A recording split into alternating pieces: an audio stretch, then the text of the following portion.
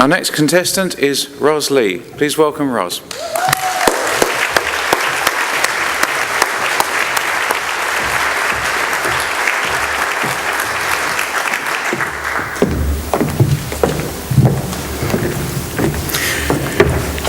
The title of Ros's speech is The Trip of a Lifetime. With The Trip of a Lifetime, Ros Lee.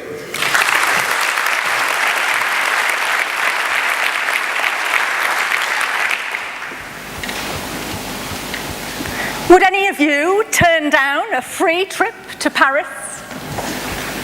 I did. Contest chair, ladies and gentlemen. I was in my 20s at the time and living in England, visiting my parents for the weekend. My new Kiwi boyfriend was there. My mother really liked him. She told me, "Darling, he's a dishy piece of crumpet. Looks like a cross between Charles Bronson and the Laughing Cavalier." He was a pilot, and I was so excited when he offered to fly me back to London in his plane. I could picture us both dressed in leather from head to foot and looping the loop in a tiger moth, or drinking French champagne and reading the Financial Times in the front seat of a bizjet. I could barely contain my excitement as we left for the airport.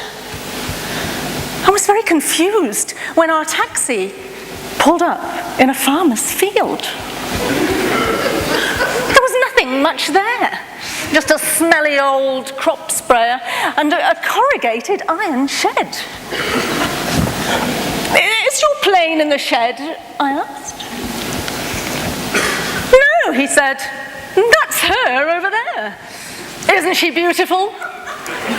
And pointed to aforementioned crop sprayer. I was horrified. Words came to my mind like string, the number 8 wire, and lawnmower engine. "Come on," he said, "we better get a move on. Get your bags, we'll have to put them in the hopper."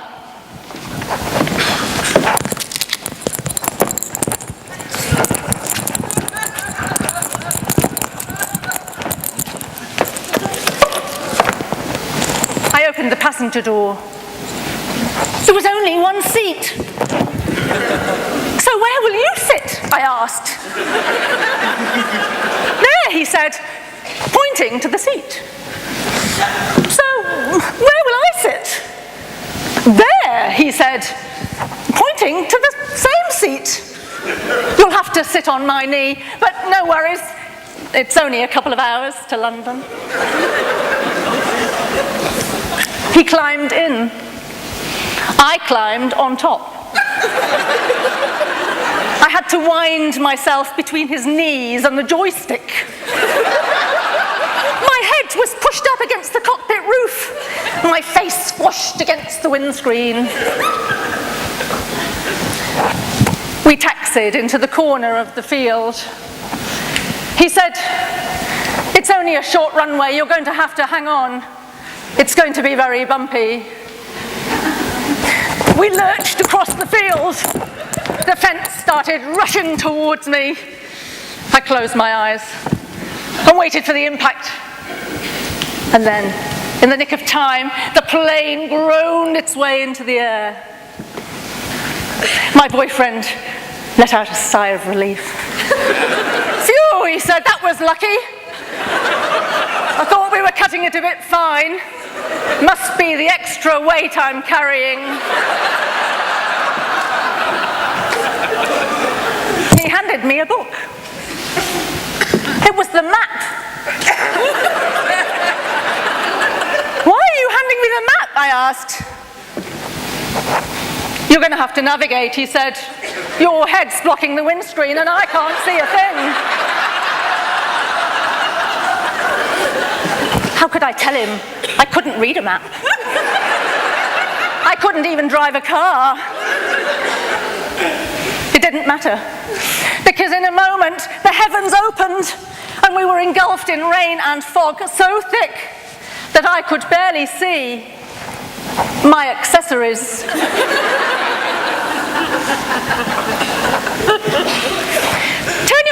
wipers on, I yelled. No windscreen wipers. No compass either. We're going to have to go down a bit lower. When we popped out of the cloud, we were flying at 50 feet above a road. Why are we flying above a road at 50 feet, I asked. Not any road, a motorway.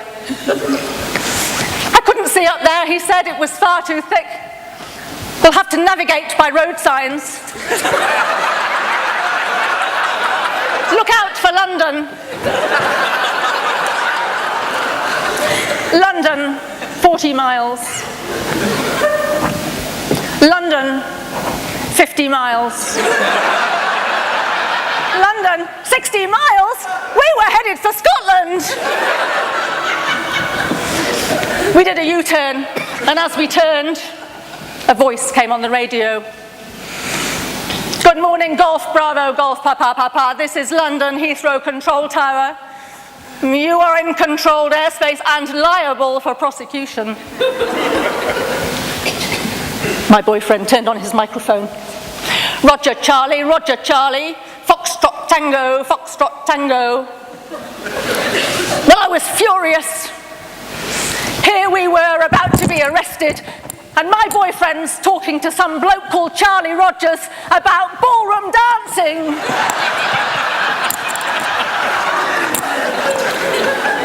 We finished our journey in silence. No one spoke, not even when the fuel light started flashing empty, nor when the engine stopped.